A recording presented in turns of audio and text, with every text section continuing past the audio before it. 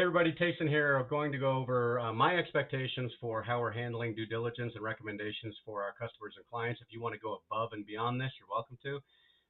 This is for a piece of land. I think it's important to do it for residential as well. If somebody wanted to do a guest house or an addition, make sure they have the ability to do that with the land development code. This is in the county, and I'm using the county GIS with some of the tools that Rob shared with us in our last meeting. So I pulled up the GIS to start. This is the property in question that I actually have under contract, so I'm going to use it as an example. And I just go through and I highlight everything that brings up a layer. I'm going to not leave the zoning selected, but I'm going to remember that that is an RN5 zoning. I can click on the map and bring up the box here and scroll through all of the selected layers, and I can see RN5. Okay, I know what that is. I'll deselect that. Everything else I leave selected. I noticed that there was a canal on the west side of the property. That's an important, noteworthy item that I otherwise was not thinking about. I might zoom in and see if I can see any fences on the property that appear to be off, or encroachments based on what I can see. It appears to be close, but it looks to me like everything is where it should be. And then I can come in and just select everything else, make sure it doesn't pop up. If it does, I'm going to leave it open. The natural resource overlay is an example, and you can see I came in here to the transparency tab, and I kind of dumbed this down a little bit so it wasn't so overwhelming. And I went through all of these. I didn't see anything else. I did notice slope. That would be an important one to turn on if we were on a hillside, or any other overlay that comes up. I didn't think this was enough of a concern, so I left that off. Now I'm going to come over here and print it, just like we were kind of taught. I come over to the print template, and I use the portrait mode, and then I clicked on the advanced features. You don't have to do this, but it is important, like the map scale. I select that and kind of center the map down here at the bottom. I can click to see the print area, and then I can kind of move it around and get it centered where I like to see it.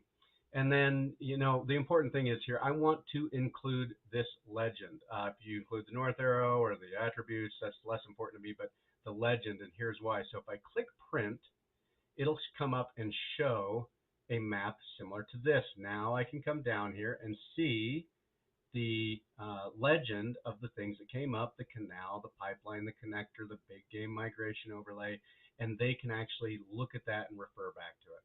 Now I'll show you my email that I've prepared.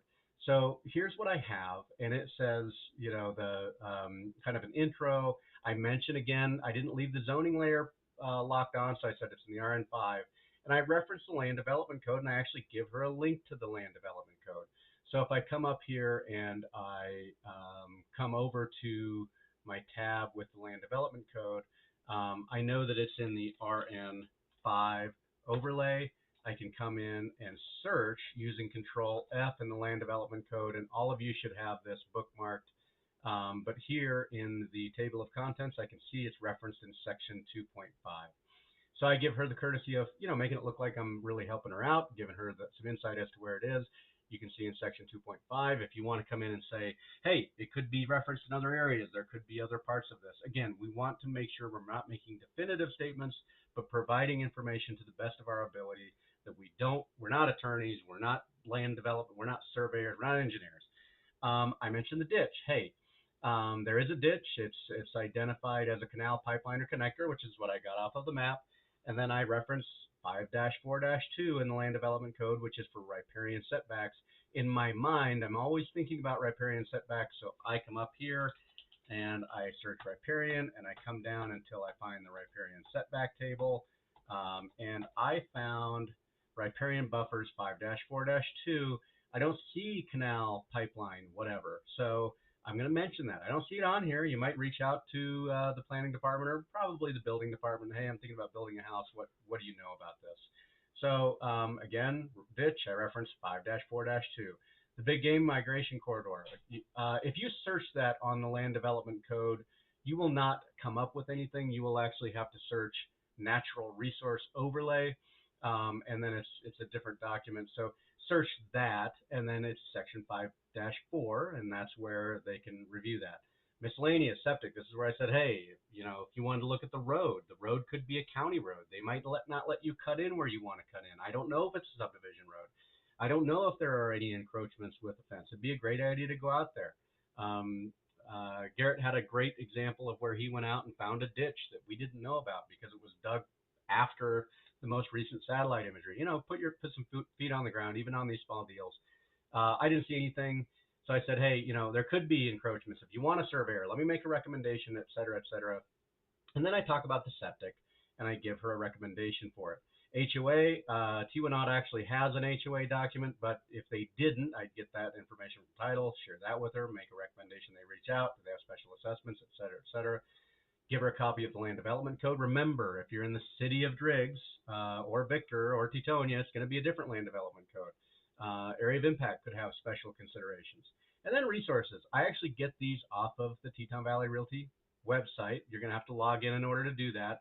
I then copy them out of, it's under services and resources. For that matter, you could just give this link to your customers.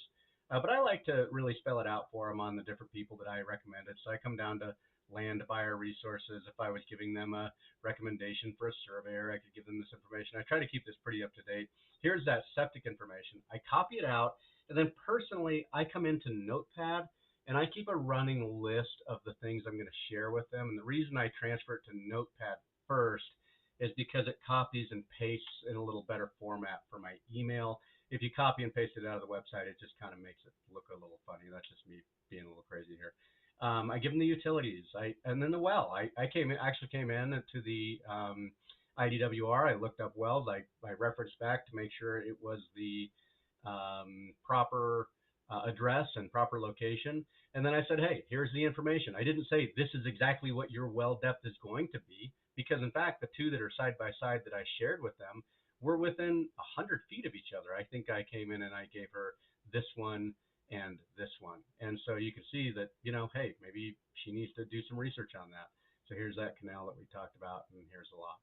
So then I actually downloaded those well reports. You can click on the little button here, click on more information, and then you can actually come in here when this pulls up and download this document. And I actually shared that and attached it to this email. So then I made a general statement. You don't see it here of, hey, I can't come up with everything. This is my overview of what I can find based on my experience and knowledge. I do recommend you reach out to the building department, planning department, public health. If you have any other questions, you want to get in touch with a surveyor, whatever it might be, let me know so that we can, I don't know what your intentions are. So let's just make sure that we're covering all the bases and not caught with a problem down the road. So I hope this helps. If you need a more further training about this or other information or questions, feel free to reach out. Thanks.